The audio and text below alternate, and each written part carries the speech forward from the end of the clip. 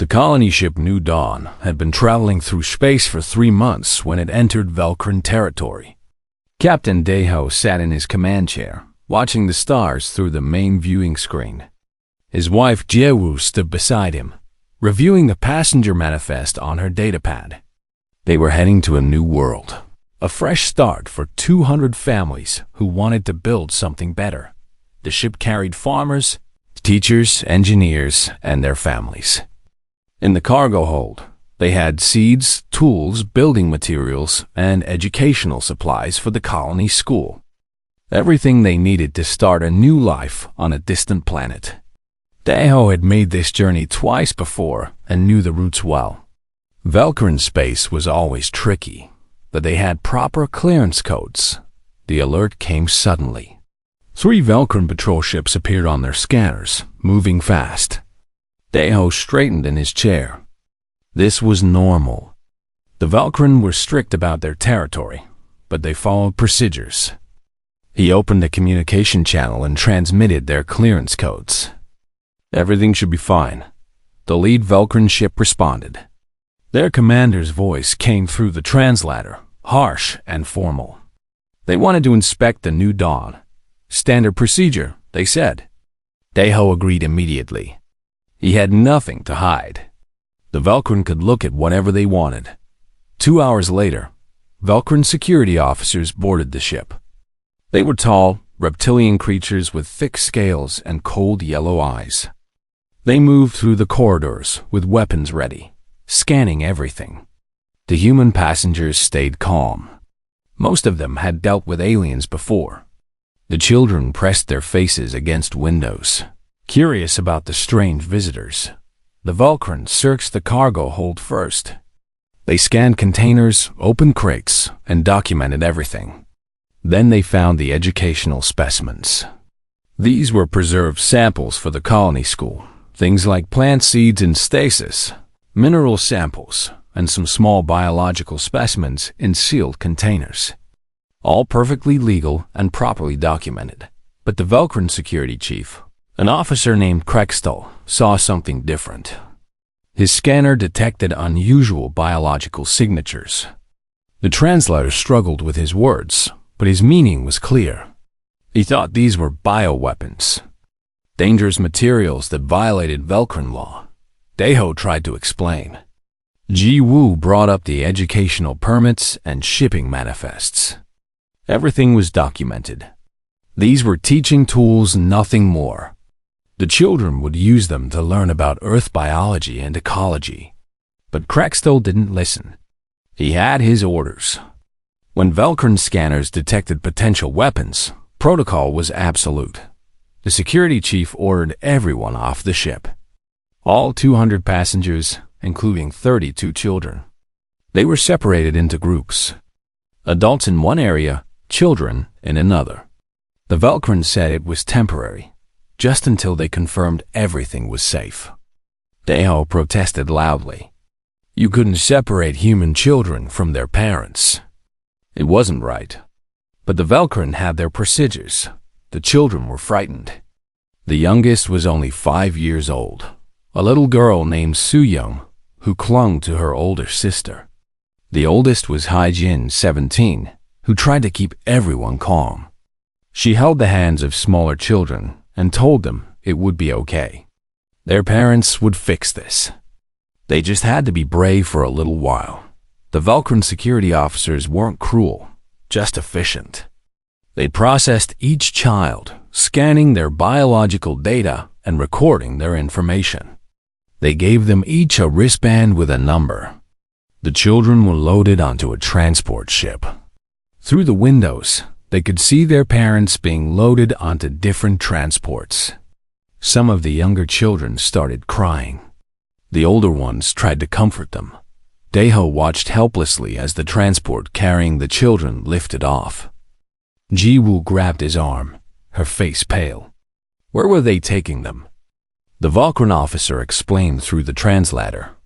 The children were going to a juvenile detention facility on the Velcrin homeworld. It was safe, clean, and designed for young offenders. They would be held there until the investigation concluded. How long would that take? Deho demanded. The officer consulted his datapad. 6 to 8 standard weeks. Maybe less if the analysis went quickly. Deho felt his stomach drop. 2 months?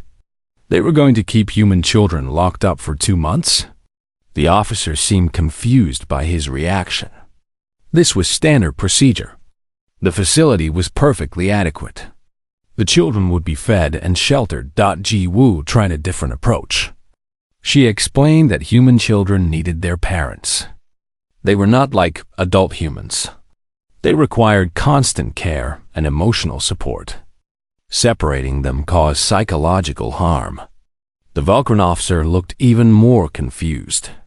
In Velcrin society, juveniles were independent from a young age. They didn't understand human family bonds. The adults were taken to a different facility, a holding area where they would be questioned about the supposed weapons. Deho and Ji Woo spent the first 3 days trying to contact anyone who could help. They filed protests, demanded lawyers, and sent messages to Earth's diplomatic corps. Everything moved slowly through bureaucratic channels. On the Velcrin homeworld, the children arrived at the detention facility. It was a massive complex made of gray metal and reinforced glass. Security systems covered every surface. The children were processed again, given uniforms, and assigned to cells. They put younger children in shared rooms and older ones in individual cells. Hai-Jin was placed in cell block 7. Through her small window, she could see other cell blocks stretching into the distance. Everything was cold and sterile. The guards were Velcrin officers who watched them through cameras and force fields. They didn't speak to the children much. When they did, the translators made their words sound mechanical and emotionless. The first night was the hardest. Su-young cried herself to sleep in her shared room. Young Su, a 10-year-old boy, sat quietly in his cell and stared at the walls. Minji, 14, tried to talk to the guards, asking when they could see their parents. The guards told her to be quiet and follow the rules. Back at the adult facility, Deho finally got through to someone important. A human diplomat named Tae-min was being dispatched from the nearest Earth embassy. He would arrive in 1 week. Until then, they had to wait. Ji Woo couldn't sleep. She kept thinking about Su-young, wondering if her daughter was scared, if someone was comforting her. The Velcrin assured them repeatedly that the children were safe. The facility was designed for juveniles. They had food, water, shelter, and medical care. What more did human children need? Deho tried to make them understand, but the cultural gap was too wide. The Velcrin simply didn't comprehend what they had done. In the detention facility, something began to change. The children cried less. They watched more. They started to notice patterns in the guard rotations. They learned which guards were strict and which ones were lazy. They began to understand that no one was coming to save them immediately. And slowly, without anyone noticing, the children began to adapt. 3 weeks had passed as the children were taken. Deho and Ji Woo had been cleared of all charges 5 days ago. The investigation proved that the educational specimens were exactly what they claimed to be. No weapons, no contraband, just teaching materials. The Velcrin government apologized for the misunderstanding and released all the adults immediately, but they still had the children. Ambassador Tae-min arrived on the 4th week. He was a career diplomat who had worked with dozens of alien species. He had seen bureaucratic delays before, but something about this situation felt wrong. When he met with Deho and Ji Woo, he could see the exhaustion in their faces. They hadn't slept properly in weeks. Tae-min went straight to the Velcrin Council offices. He carried official documentation from Earth's government demanding the immediate release of the 32 children. The Velcrin officials were polite but evasive. They assured him the children would be released soon. There were just some processing procedures that needed to be completed. Standard protocol. How long? Tae-min asked. The officials looked at each other. Maybe another week. Maybe 2. They weren't specific. Taemin pushed harder. The children had been cleared. Their parents had been cleared. There was no legal reason to hold them anymore. The officials agreed, yes, technically that was true. But the facility had its own procedures. These things took time. Tae-men noticed something strange. The officials seemed nervous. They avoided eye contact. When he mentioned visiting the children, they hesitated. One official suggested that might not be a good idea right now. The children were adjusting to their routine. A visit might disrupt things. That made no sense. Taemin insisted. He had the right to see the children as Earth's diplomatic representative. After 2 hours of back and forth, the officials finally agreed. They would arrange a visit to the detention facility, but only with heavy security presence, and only to the observation areas. The next day, Taemin traveled to the detention facility with Daeho and Jiwoo. The building looked more like a military base than a juvenile center. High walls, guard towers, and multiple security checkpoints. The warden, a Vulcan named Dexfer, met them at the entrance. He looked tired, stressed in a way that Vulcan rarely showed. As they walked through the facility, Taemin noticed the damage. Scorch marks on the walls, dented metal panels, broken cameras hanging from the ceiling. He stopped and pointed at the damage. What happened here? Dexter hesitated before answering. There had been some incidents. Nothing serious. Just some maintenance issues. That was clearly a lie. Taemin had seen combat damage before. This was combat damage. They continued walking. The corridors were too quiet. Security officers stood at every intersection, wearing full riot gear. They carried shock weapons and energy shields. For children? Dexter explained as they walked. The first week had been difficult. The human children didn't understand Vulcan discipline. They cried constantly. They refused to follow rules. Some of them tried to break out of their cells. The guards had to use isolation as punishment. Standard procedure for uncooperative juveniles. Jiwoo grabbed Taemin's arm. Isolation? They'd put children in isolation? Dexter seemed confused by her anger. It was normal. Juveniles who didn't follow rules needed time alone to think about their behavior. It worked with Vulcan Young.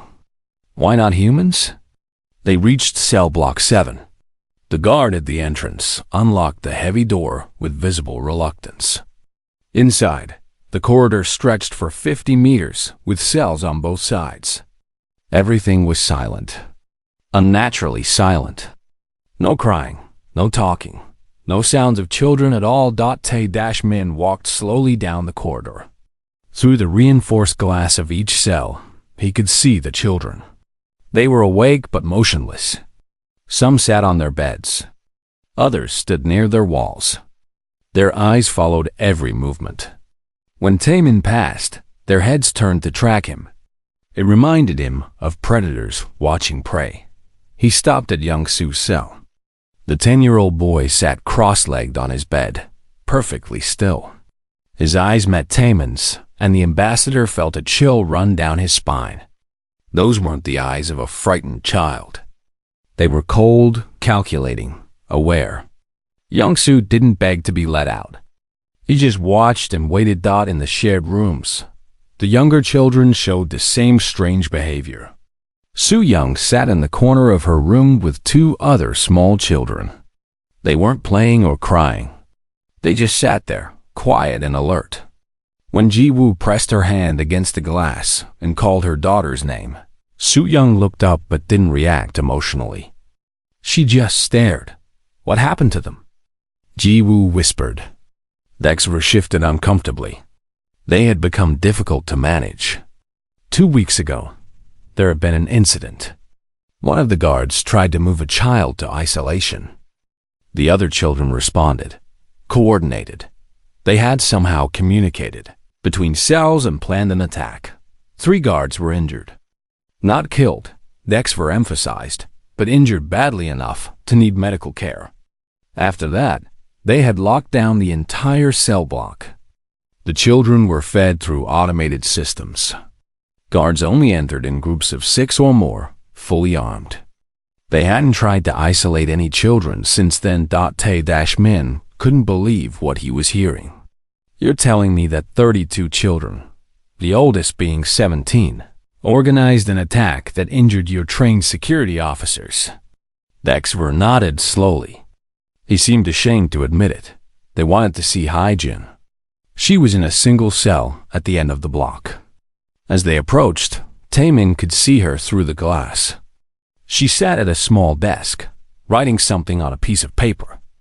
When she heard footsteps, she stood up and turned to face them. Her expression was calm, composed. She looked like a soldier, not a teenager. Dexter activated the communication system. They could talk to her through speakers. Hyjin, the warden said, "You have visitors." Hyjin looked at each of them in turn.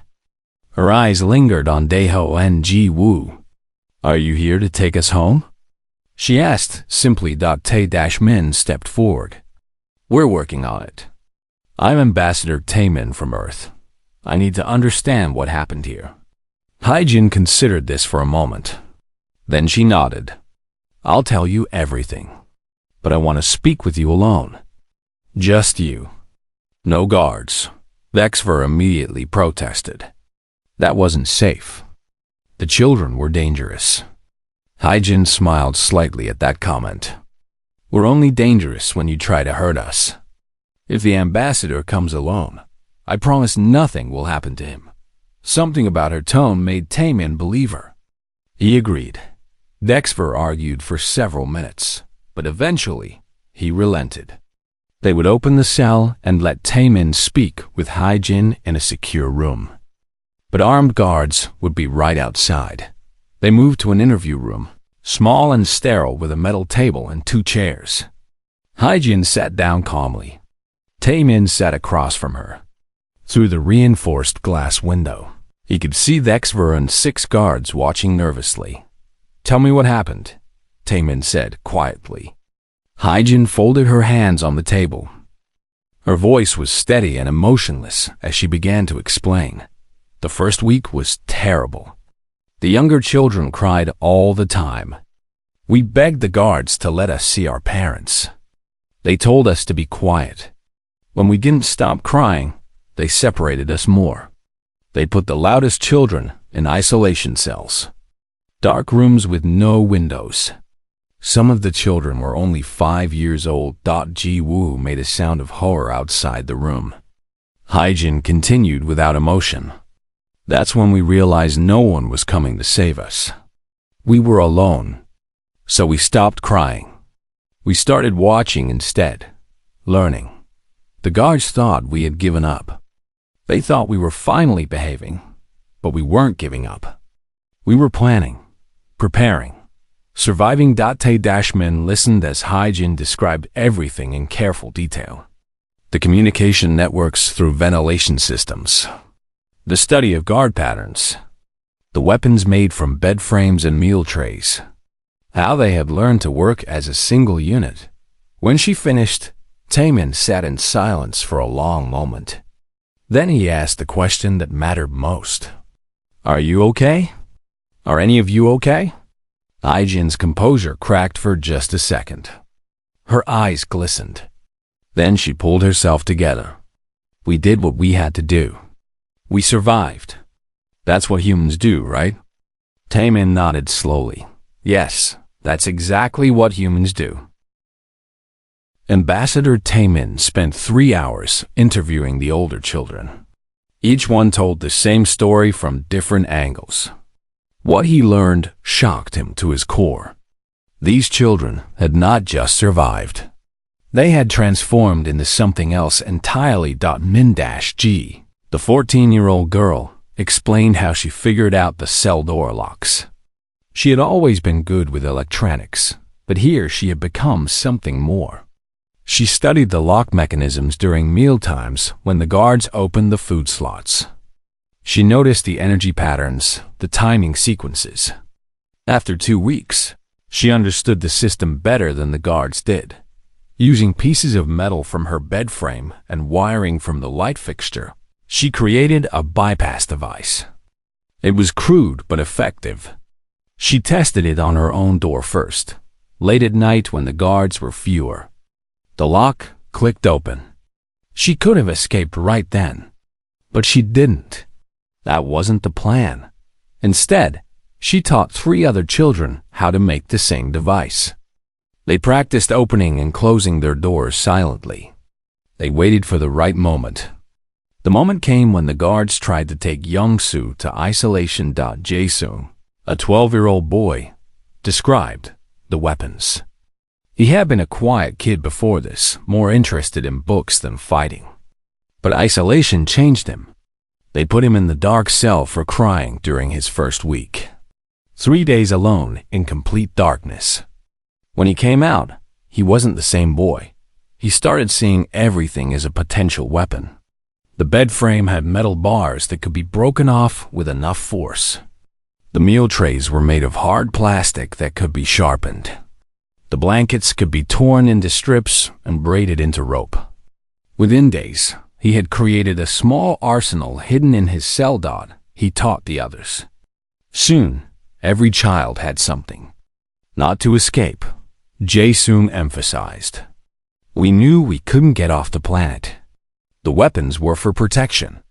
So the guards would think twice before hurting us again. Young-soo, the 10-year-old, talked about the communication system. He had discovered that the air vents connected most of the cells. Voices carried through them if you spoke quietly and listened carefully. At night, when the facility was quieter, they could talk to each other. They shared information, made plans, and kept each other sane. Hae-jin became their leader naturally. She was the oldest and the calmest. She organized everything. She created a schedule. Certain hours for gathering information, other hours for rest. She made sure the younger children stayed strong mentally. She told them stories through the vents. Stories about Earth, about their families, about the future when they would be free. The attack happened on day 16. Young-soo had refused to eat his meal. It wasn't a protest. The food had made him sick the day before, and he was afraid to eat it again. The guard didn't care. He followed protocol. Refusing food meant isolation. The guard opened Young-soo's cell with 2 other guards as backup. Young-soo didn't resist. He stood up calmly, but as the guards reached for him, 4 other cell doors clicked open simultaneously. Minji's bypass devices worked perfectly. Hae-jin, Minji, Jae-sung, and another older boy named Dongwoo emerged from their cells. The guards barely had time to react. The children didn't try to hurt them seriously. They aimed for weak points in the Velcron anatomy that they had studied. Behind the knee joints, the soft spot under the jaw, the eyes. They moved as a unit coordinated through weeks of planning.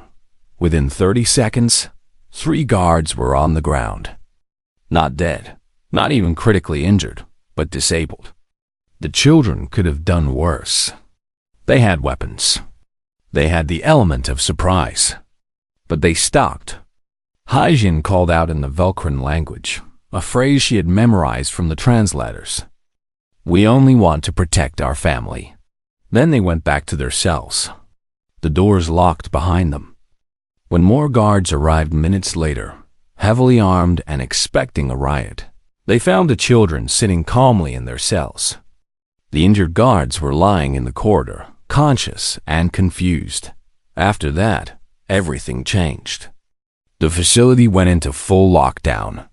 The guards stopped entering the cell block unless absolutely necessary. Meals were delivered through automated systems. The warden increased security but didn't try to punish the children. He couldn't. He was afraid of what might happen if he tried. Tae Dashman listened to all of this with growing horror. Not horror at what the children had done, but horror at what had been done to them. These were good kids. Smart kids. Creative kids. The kind of children who would have grown up to be scientists, engineers, teachers. Now they were tactical thinkers, weapons makers, survivors. He met with Sue Young last. She was the youngest at 7 years old. She sat in the interview room with her legs swinging from the chair, too short to reach the ground. She looked like a normal child until you saw her eyes. Those eyes had seen too much. Sue Young explained in her small voice how the older kids had protected her. They told her what to do if the guards were mean. They taught her to be quiet and watch. They made sure she was never alone. When she was scared at night, she could hear Hyjin telling stories through the vent. That made her feel better. Did the guards hurt you? Taemin asked gently. Sue Young shook her head. They tried to scare me. They said my mommy and daddy weren't coming back. But Hyjin said that was a lie. She said humans never abandon their children. We just had to wait and be strong. After the interviews, Taemin met with Warden Dexfer in his office. The warden looked exhausted. He had never dealt with anything like this. Velcrin juveniles were simple to manage. You gave them rules, enforced discipline, and they complied. These human children were different. They didn't break under pressure. They adapted to it. Dexfer admitted his mistakes. The isolation had been wrong. The harsh discipline had been wrong. But he had followed Velcrin protocols. How was he supposed to know that human children would respond this way? Taemin wanted to be angry, but he could see the warden genuinely didn't understand. That's the problem, Taemin said quietly. You didn't understand what you were dealing with. Human children aren't like Velcrin juveniles. They're not independent. They need their families. When you took that away, when you punished them for being afraid, you didn't break them. You activated something older. Something that kept humans alive for millions of years before we had civilization. Dexfer looked confused. What do you mean? Taemin stood up and walked to the window overlooking the facility. On Earth, our ancestors survived ice ages, predators, and disasters. Adult humans protected children, but children also learned to protect themselves. That instinct is still there. You don't see it in peaceful times because children are safe and loved. But when you take away safety and love, when you abandon them in a hostile place, that old instinct wakes up. You turn these children into a pack. A hunting pack. That's what they are now. They'll protect each other with everything they have because they learned they can't trust anyone else. The warden was silent for a long time. Finally, he asked, "What do I do now?" Taemin turned to face him. You release them immediately. You give them back to their families. And you pray that with time and love, they can heal from what you did to them. That night, Taemin sent a detailed report to Earth and to the Galactic Council. He didn't hide anything. He described every detail of what the children had endured and how they had responded. He included his recommendations. No human child should ever be imprisoned without human oversight. The separation of human children from their guardians should be forbidden by galactic law. And every species should be educated about human child psychology before they were allowed to interact with human families. Within hours, his report began spreading through diplomatic channels. And the galaxy started to understand what they had never realized before. Human children were not just small humans. They were something far more dangerous when threatened. They were survivors in training. The footage spread across the galaxy like wildfire. Someone had leaked security recordings from the detention facility. The images were shocking. Armed Velcrin guards in full riot gear standing outside a cell block, afraid to enter. Inside, human children sitting calmly in their cells, waiting and watching. The contrast was disturbing to every species that saw it. Within 2 days, The story reached every major world in the Galactic Council. News networks broadcast the images continuously. Analysts tried to explain what they were seeing. How could children, the weakest members of any species, terrify trained security officers? The answer, when it came, horrified the galactic community. The Galactic Council convened an emergency session. Representatives from 200 species gathered in the great chamber on the neutral world of Axis Prime. The session was broadcast live across civilized space. Everyone wanted to hear what would be said. Ambassador Sunya represented Earth. She was a senior diplomat who had served for 20 years. She was known for her calm demeanor and careful words. But when she took the podium, there was nothing calm about her expression. She was furious. The chamber fell silent as she began to speak. Her words were translated into hundreds of languages simultaneously. Members of the council, she started. I stand before you to discuss a crime. Not a crime under your laws, but a crime against basic decency and understanding. The Velcrin government imprisoned 32 human children for nearly a month. They separated these children from their parents. They isolated them. They punished them. And now, they are afraid of what they created. The Velcrin representative tried to interrupt. Ambassador Sunya held up her hand. I will let you speak. But first, you will listen. You will understand what you have done. She activated a holographic display. Images of Earth appeared, rotating slowly. This is our world. We evolved there over millions of years. Our planet was not kind to us. We had no claws, no armor, no venom. We were slow compared to predators. Weak compared to larger animals. But we survived. Do you know how? The chamber was silent. Sunya continued. We survived through adaptation and cooperation. Human children are not born independent, like Velcrin juveniles, or ready to fly like avian younglings. Human children are helpless for years. They require constant care. This makes them vulnerable, but it also makes them valuable. We protect our children with everything we have. It is our strongest instinct. She changed the image. Now it showed early humans, primitive ancestors living in harsh environments.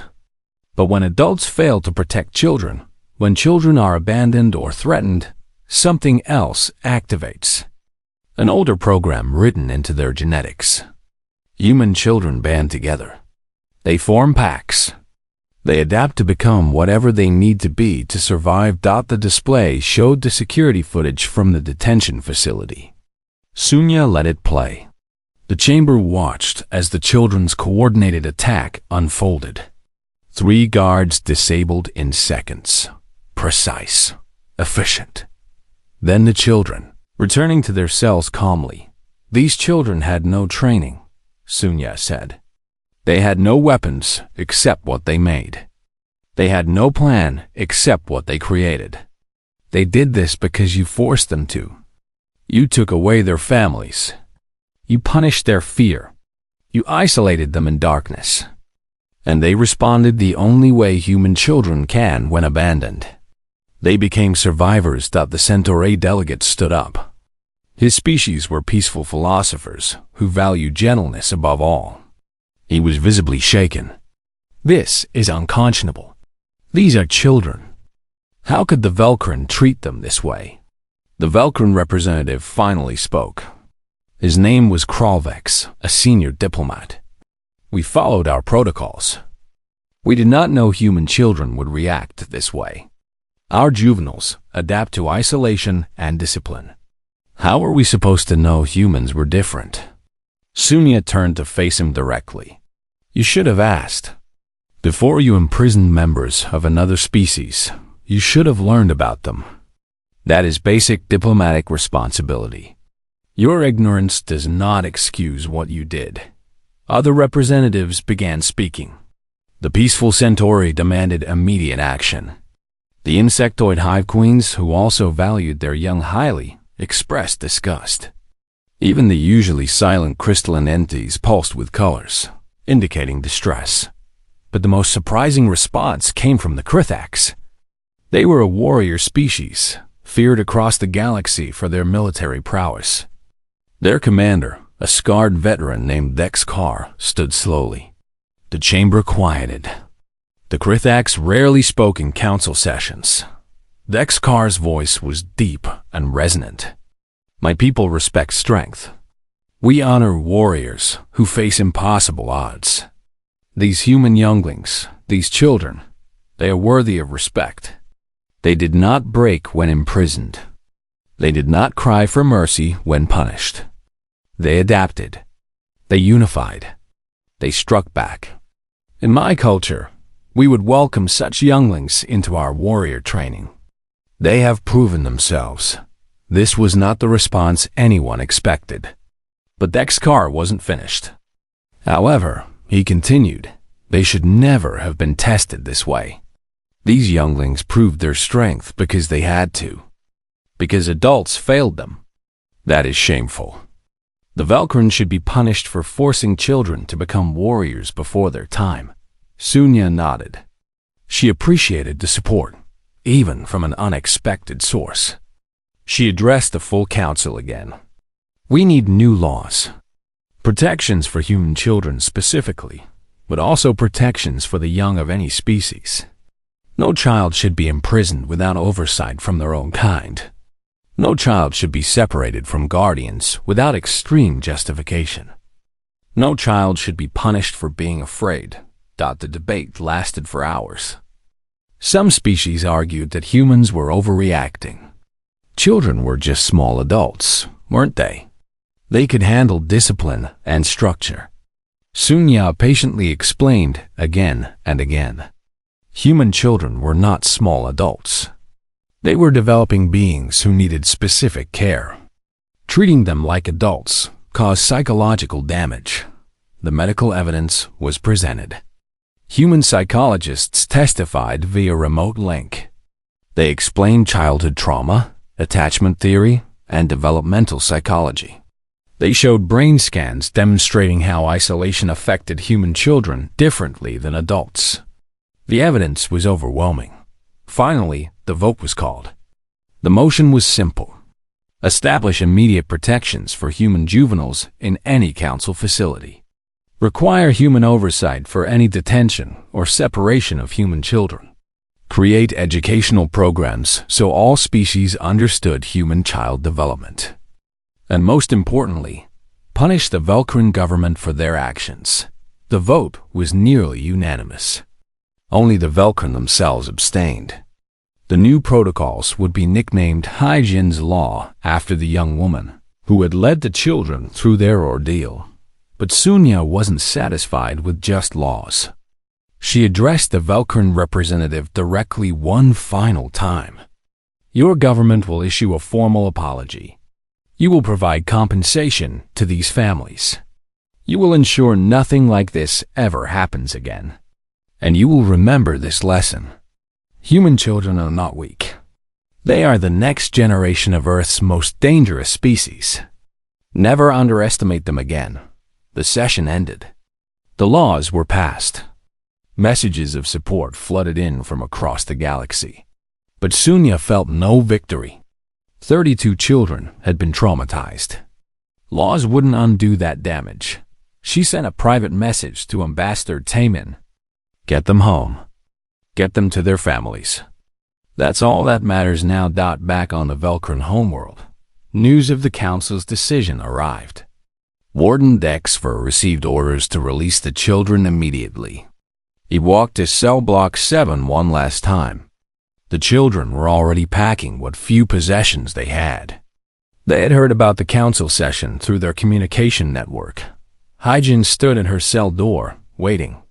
When the locks clicked open, she stepped out calmly.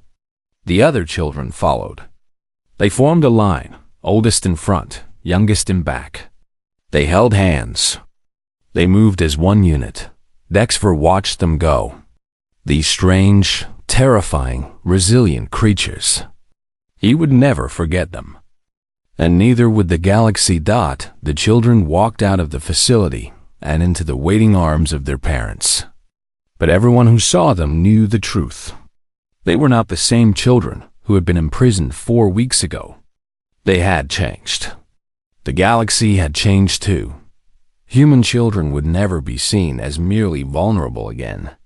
Now, they were understood for what they truly were: apex predators in training. And the entire galaxy had learned that lesson the hard way. The reunion happened in a large open area near the detention facility. Parents rushed forward as the children emerged from the building. Tears flowed freely. Dao swept Su-young into his arms, holding her so tight he was afraid he might hurt her. Ji-woo wrapped her arms around both of them, sobbing with relief. But something was wrong. The parents felt it immediately. Their children hugged them back, but there was a stiffness to it. A distance. Su-young didn't cry or laugh. She just held on to her father quietly, her eyes scanning the area around them. Always watching. Always alert. The same scene repeated across the reunion area. Parents holding their children, grateful they were safe, but sensing something had changed. The children were polite, loving even, but different. Harder somehow. Older than they should be. Medical ships arrived from Earth within 2 days. They brought doctors, psychologists, and trauma specialists. The entire group was transported to a medical facility designed for humans. Clean, comfortable, safe. But even there, the children struggled to relax. Dr. Kyung-suk was the lead psychologist. She had worked with trauma victims for 15 years. She had seen soldiers with combat stress, refugees from war zones, survivors of disasters. But she had never seen anything quite like this. These were children with soldiers' eyes. She started with individual assessments. Each child told their story in their own words. The younger ones, like Su-young, spoke simply. They were scared. The guards were mean. The older kids protected them. They learned to be quiet and strong. Now they were home and it was okay. But it wasn't okay. That night, Ji-woo found Su-young sleeping with a sharpened piece of metal under her pillow. When Ji-woo gently tried to take it away, Su-young woke instantly, grabbed the metal, and backed into a corner. Her eyes were wide with fear and readiness. It took several minutes of soft talking before Su-young recognized her mother and relaxed.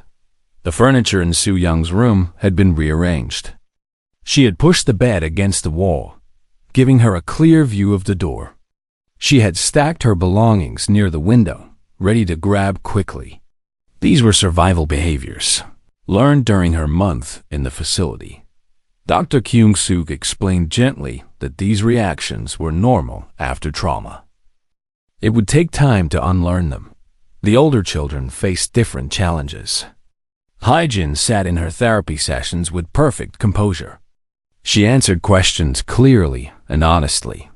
Yes, she had nightmares. Yes, she felt angry about what happened. Yes, she knew it wasn't her fault. She said all the right things.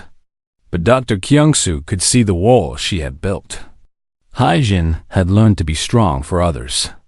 She couldn't let that guard down, yet Minji struggled with guilt. She had created the tools that helped them fight back. She had taught others to make weapons.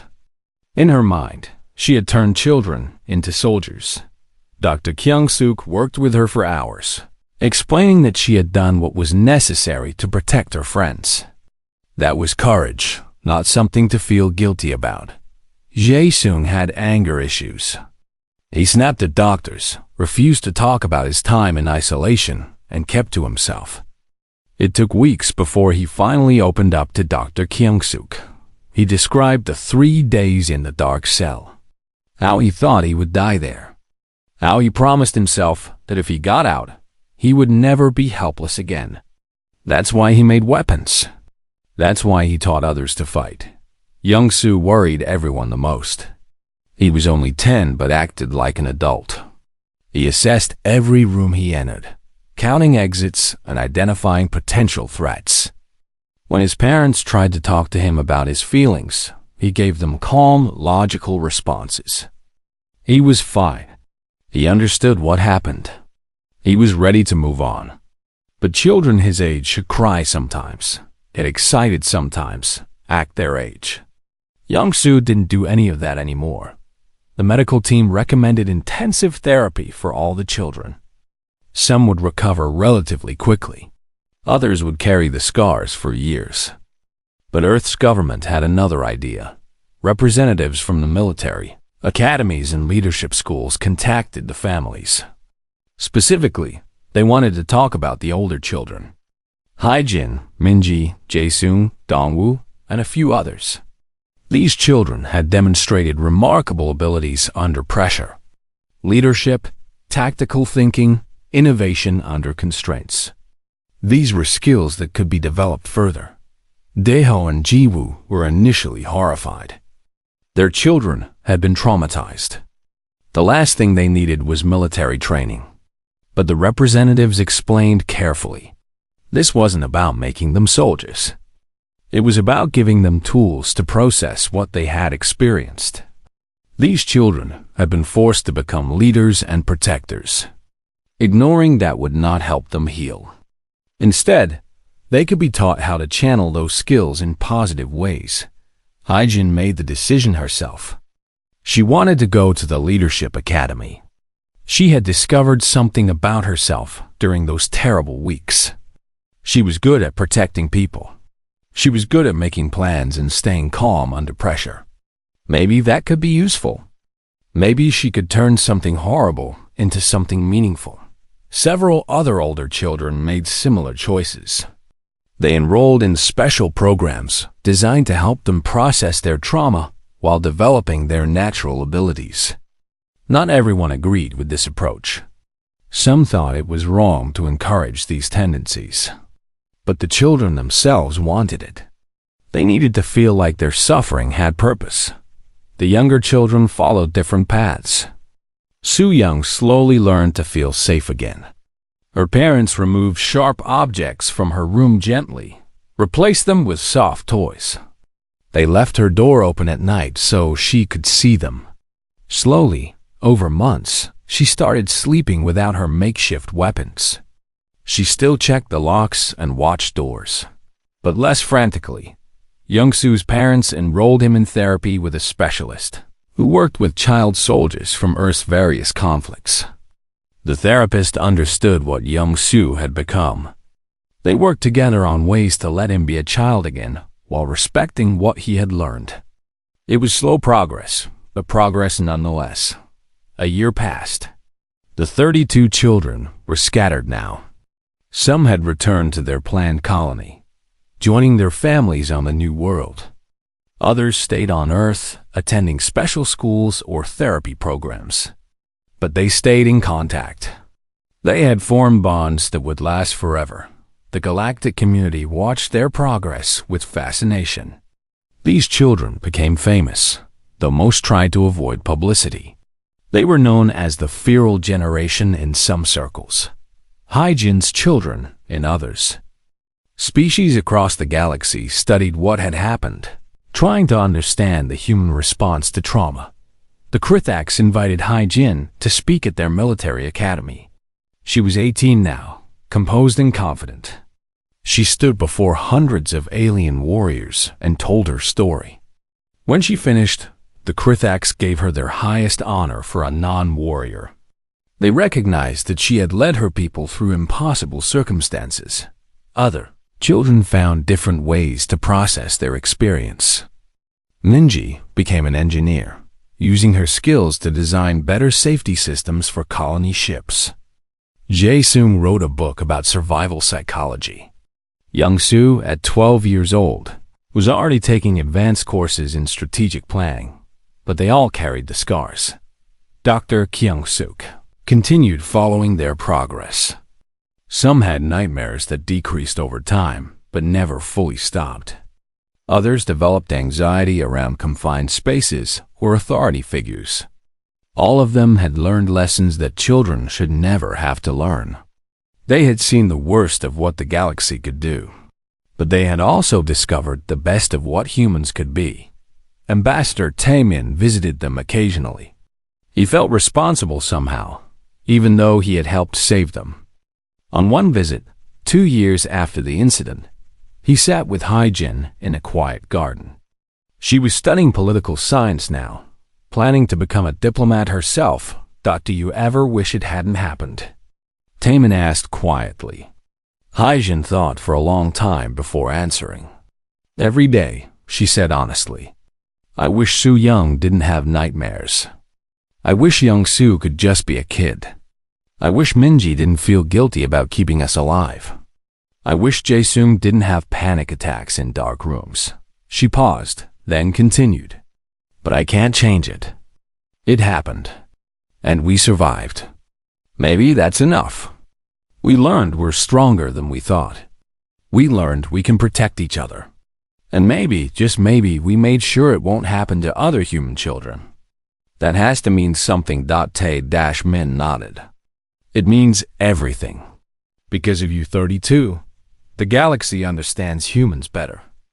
Hyjin's law has already prevented similar situations in 3 different systems. You save children you'll never meet. Hyjin smiled slightly. Then maybe it was worth it.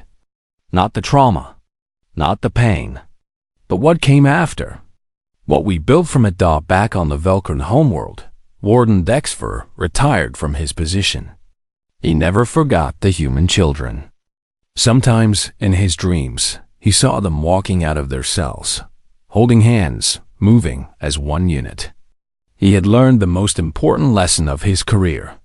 Power wasn't about strength or weapons. Real power was about resilience and adaptation. And human children had both in terrifying abundance.